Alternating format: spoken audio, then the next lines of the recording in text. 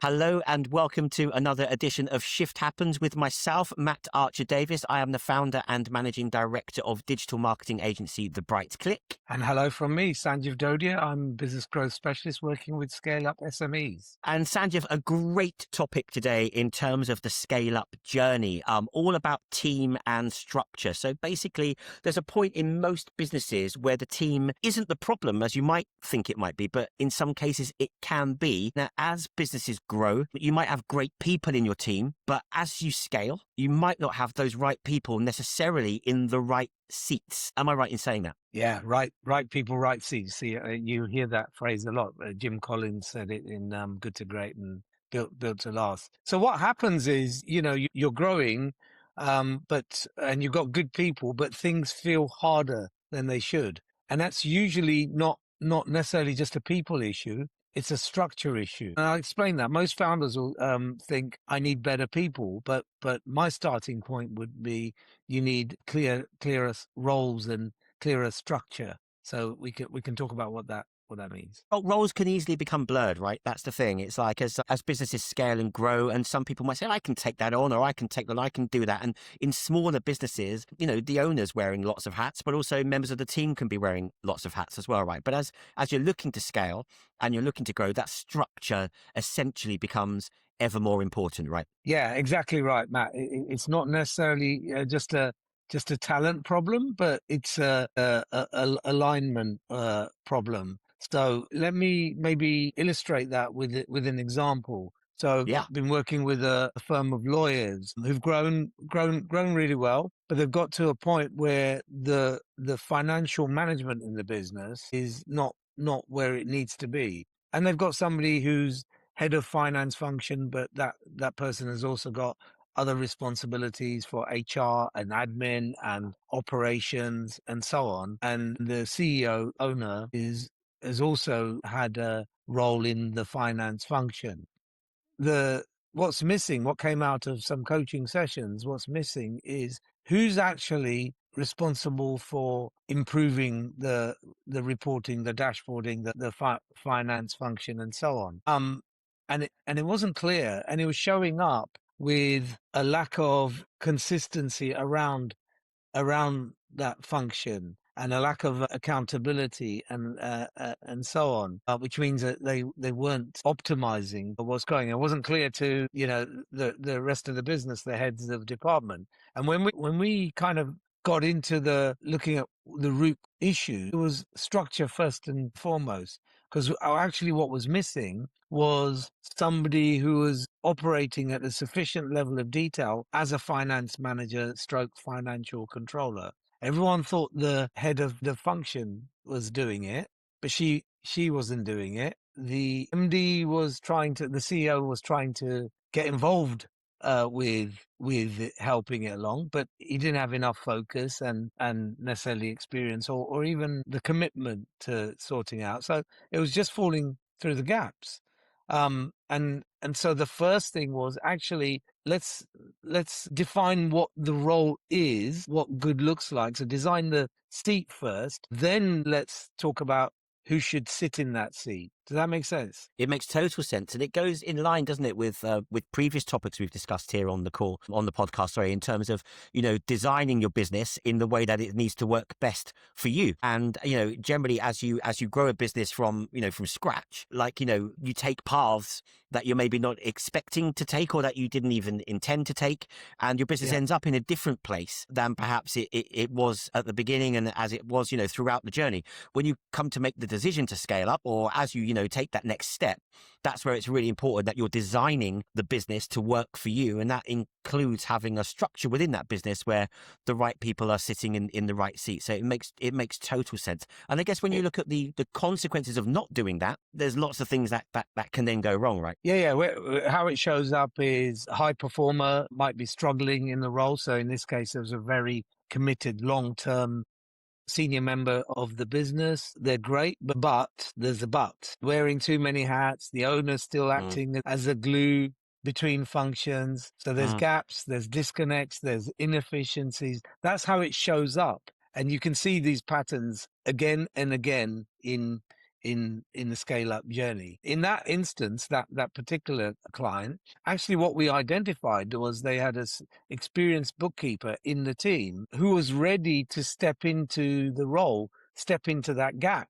But because they hadn't kind of looked at it with clarity in that what's the job and Mm. who do we need to do it, is only when we did that did it become clear. Actually, we've got an opportunity to develop and promote somebody who's already in the team, who's ready for the next step, who, if we didn't do that, becomes a retention risk, will go somewhere else to develop their career. It's only through this process that you can identify that opportunity. In that, is it a new hire, develop an existing person, move somebody from A to B?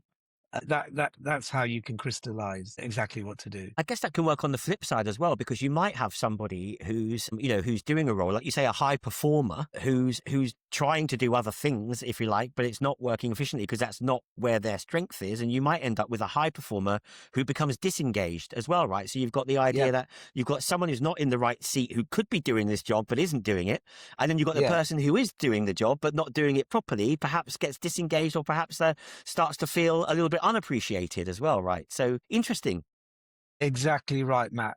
So it affects two things, right? That misalignment, first of all, affects performance. Secondly, level of engagement. Actually, three things, and then ultimately starts affecting culture, because you don't develop a culture of ownership and responsibility and accountability. And then what happens is, I think people then get into kind of self-preservation mode to do what they need to do, rather than looking at the overall business and how their contribution fits in. So you get people starting to act in transactional ways rather than kind of a transformational way. So it affects a whole load of things. Yeah, and I guess then what happens is the exact thing that you really don't want when you're designing your business and when you're scaling up is, as the owner of the business, as the founder of the business, you get pulled back in to the system in order to then have to try and solve that problem yourself, right? Which is the opposite of what you actually need and actually want. Exactly right. Yeah, we spoke about that on a previous podcast, didn't we?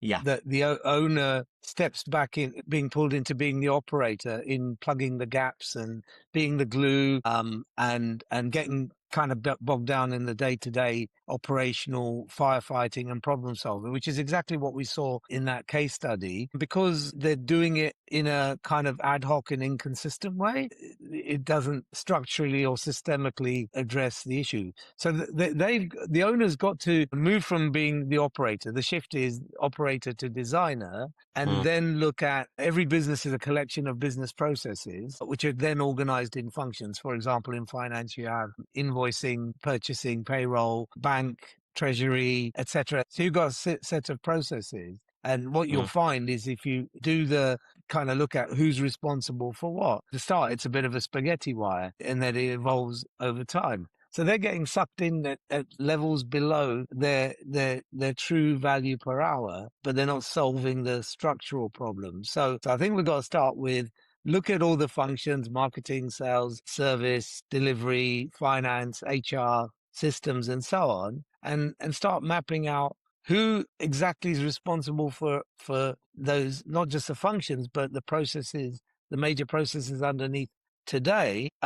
What does that role actually require for us in our next phase of growth, ideally? And is there a gap, or is there a development need, or is there a bit of realignment required to move that forward? That's our job as owners, is to think that through with clarity and start putting a roadmap around that. Yeah, there's a couple of things I'd say to that as well. So I could say, like, from my business perspective, it's quite interesting as a small business, right? The notion that we outsource our accounts elements. So we outsource our bookkeeping and our general kind of, management accounts, etc. But but in-house, one of my colleagues who's an account manager does our debtors, chasing for us. So, and that started off with, she might have been chasing one or two here and there as people owe us money. But as the business scales and the business grows, of course, more and more people are working with you. So, the percentage of people who owe you money might be the same, but the actual number increases. And before you know it, you've got an account manager who's perhaps then spending much more of her day working on actual, chasing debtors, finding invoices and that kind of stuff. What started as a mm, small task has now turned mm, into a big task. And she'll be mm. saying to me, I haven't got time to do the job that I'm supposed to be doing because I'm doing this job. And by the way, this is a part of the job I don't really like or don't really enjoy, but it was fine when I was only doing one or two. Now I'm doing 20 or 30. It's becoming more of an issue, right? So you can see how that might have that impact on a small team that's Gre- looking to scale. Great example, but in that situation, it's also impacting you, Matt, as an owner, because you're not just the owner, but you're also having to be effectively the financial controller, integrating all of the financial processes with your third party and in-house team. And you're also the CFO as well as being the Mm, managing director. So what do you need to do next? Well, you need to think through actually in the next 12, 18 months, who not me needs to step into that role, unless you decide that absolutely I'm the right person to do this, because mm. this is my strength and this is my area of focus, and for a portion of my time, I can get this done alongside the others. So yeah, I think it's got challenges at both levels, unless we are super clear about how it runs today and how we need it to run tomorrow. So the exercise we do quite often is take the organization chart, map people against those functions and processes today, look at what it needs to look like in a year's time, and then in 3 years' time, profile against your growth profile, Mm. and it'll soon identify the kind of actions you need to take. So it's really about not building roles around people. That's the interesting nuance. Yeah, You basically got to build roles around what the business needs. And I think yeah, when you're scaling a business, it's very easy to build roles around people because you might identify an opportunity, but perhaps you don't have the funds at that point to bring somebody in yeah. to do that full time, or perhaps you don't quite recognize that it's a big enough task at that point. So it's easy to say to people within your team, hey, would you mind picking this up? Hey, would you mind picking this up? And what's really interesting to me about that, talking right now about it as well, is that notion that as business owners, we are wearing lots of hats. And what you really got to try and avoid is your team wearing lots of hats as well. Otherwise, there's an awful lot of hats, not a lot of head space for those hats to be on, right? Is that a Yeah. good way of analyzing it? It absolutely is. And I think right back to right people, right seats. What you've got to evaluate, by that person continue to carry that responsibility, are we leveraging their greatest strengths, their greatest value per hour? Mm, Or, for example, account manager, salesperson. Are you better off them doing the 15, £20 an hour credit control job for a mm, chunk of their time? Or are you better off redirecting them to do the account development stuff, which might be a 40, £50 an hour mm, that value per hour role? Where is that skill best use? What are they good at versus they can do an average job doing something else, and what's mm. the opportunity cost involved? And I think when we start evaluating that, quite often you can make a really strong case in that instance to say, no, you do what you're best at, the account development, right? Because what you generate there will contribute to investment we need to make in a resource to do the credit control stuff, for example. And Absolutely. then you can start making the transition to create the contribution here, which then pays for the overhead over here, if that makes sense. Makes total sense. Makes total sense. So let's just re-clarify what you said there. So basically, you want to map out the key functions, right, within the business, essentially, right, and define what good looks like in each of those functions. And then we're Yeah, kind of auditing then the people against the roles, right, at that point, identifying where the misalignment might exist, and then decide whether you develop, whether you move, or whether you replace team within that structure. exactly right. Or in some instances where nobody's doing a job, it's a new hire, whether Mm, that's bringing in a freelance person or part time or outsourced or, mm, or full time. Sure. depending on the extent of the role. You're exactly right. It's about clarity first, then Mm. realign and restructure and clarify to everybody, and then have a bit of roadmap of what are the actions, as you said, develop, move, replace, or hire for the first time. I guess what's kind of interesting as well is that these situations perhaps only become apparent when there is some friction that has occurred in the first place, right? So I Yeah, guess the skill as an owner, as a leader, as a founder, moving into that scale up element is being able to step back and recognize when these issues are building before they get too much of a problem, before the friction builds too much, and yeah, that's a skill in itself. Because I'd say that in most situations that I could think of in a scale up scenario, these problems are only going to become properly apparent once they are problems. yeah. So what's your advice, Sanjiv, in terms of ensuring that they don't reach that stage in the first place? So my advice would be look at where the friction is in the first place. Look at where the bottlenecks are. Look at where the breakdowns are. Look at where the business is underperforming. That's usually a really good clue when we see those symptoms, and then look under the bonnet where you'll find either a structural problem or a capability gap or a lack of clarity or ownership or so on. So look at, in the first instance, where there's the most friction or the most pressure, for example, for the owner to jump in and firefight and problem Mm, solve, and you'll that will help you identify where you've got a challenge. Because in some parts of the business you won't have a challenge because mm, there's ownership and capabilities aligned to the ownership and the responsibility. All right, you might have to look at that, but that you might need to look at in the longer term rather than in the short medium term. So find an area, look under the bonnet, ask the questions we've been asking, mm. right people, right seat and clarity and ownership and responsibility. Then look at what does the role actually take, like we did with that client instance, and then you look at your options. Well, how can we fulfill that role? So stepping back, that would be, I think, a really practical first step. So I was just thinking, so ultimately it's structure that drives performance more than talent alone. And I was thinking from like a football analogy or a sporting analogy. Yeah, Like yeah, you could have the best goal scorer. Let's look at Man City. Let's look at Erling Haaland, yeah, and let's decide that he playing in that forward role yeah, is going to score 25 goals a season. But yeah. if you put him at centre back, he's not going to perform. He's not going to score those goals. He's not going to score the same number of goals, right? So if you were forced to play him at centre back for an entire season, he'd probably do an okay job at centre back, right? He's tall, he's built, he's strong, he's powerful, but you're going to be lacking those goals. So it's kind of, the structure of the team is to have Haaland up front as the lone striker to score the goals, to win the headers and all of that kind of stuff. So perhaps a good way of looking at it, that the structure defines the overall performance rather than just the individual talent within your team, right? Exactly right. It's the starting point. If you use my football club as an example, we had an interim manager, and everything was a muddle. People were being played out of Mm, position.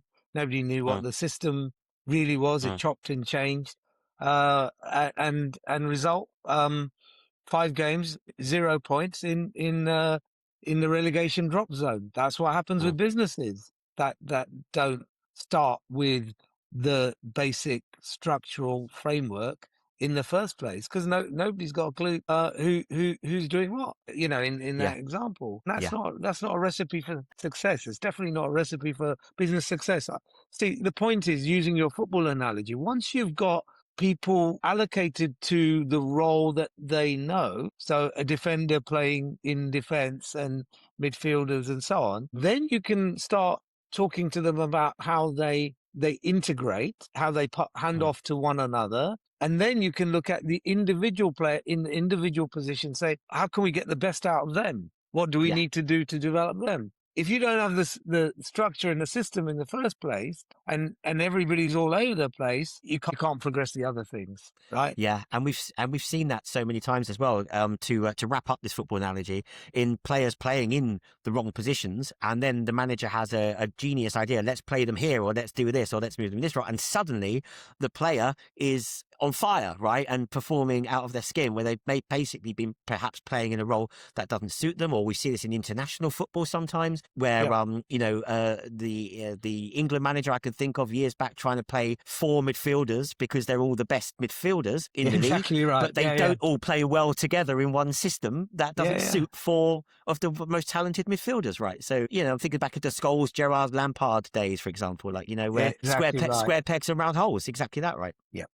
Yeah. And so we like to wrap up these episodes with a book recommendation, Sanjiv. You've mentioned one earlier on that escapes my mind, but any specific books that anyone watching or listening to this could benefit from on this topic? There's several, but I think one that I work with a lot of clients using the sort of blueprint and operating model is Traction by Gino Mm, Wickman, mm. which I think is really, really super clear on this topic about right people, right seats, and getting them aligned. So yeah, that's a good start. Yeah, sounds great. It's a great book. Absolutely agree. Well, look, Sanjiv, thank you. As always, it's another really interesting topic to discuss. Please, if you are watching or listening and you have any questions, please do reach out and let us know.